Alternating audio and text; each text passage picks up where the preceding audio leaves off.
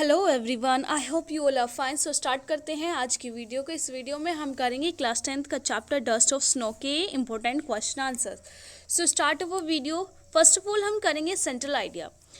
Dust of Snow is a small poem of Robert Frost. In this poem, the poet wants to convey that sometimes some movements have larger significance. We can change the mood or life of a person. When the dust of snow fell on the poet's mood got changed. सो ये जो dust of snow poem है, ये एक छोटी सी cute सी poem है जिसको लिखा है रॉबर्ट फ्रॉस्ट ने।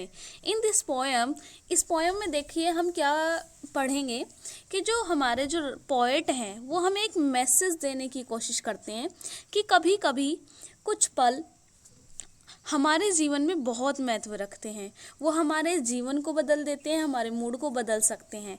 और जब कवि के ऊपर छोटा सा बर्फ का कण गिर जाता है तो वह उसका आनंद ले रहा था। इस प्रकार उसने शेष दिन को खुशी खुशी बिताया। सो बढ़ते हैं अपने नेक्स्ट क्वेश्चन की ओर।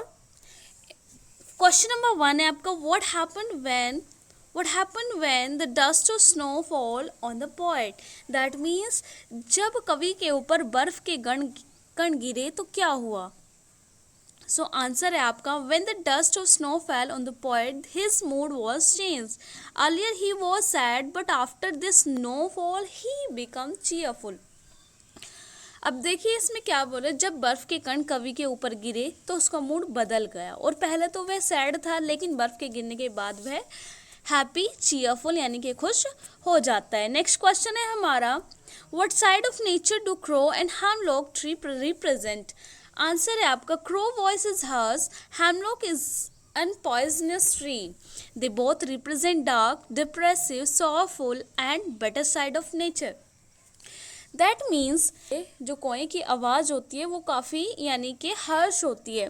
अब जो हेमलॉक जो ट्री है, इस ट्री को हिंदी में धतूरे का पेड़ भी कह सकते हैं आप। ये बहुत ही पॉइजनस यानी कि जहरीला होता है।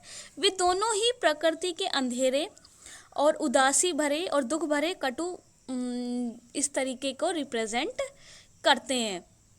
सो बढ़ते हैं अपने नेक्स्ट क्वेश्चन की ओर। Question number 3, what does the poet wants to convey through the poem Dust of Snow. In this poem, the poet wants to convey that sometimes certain movements have larger significance. They can change the mood of or life a person.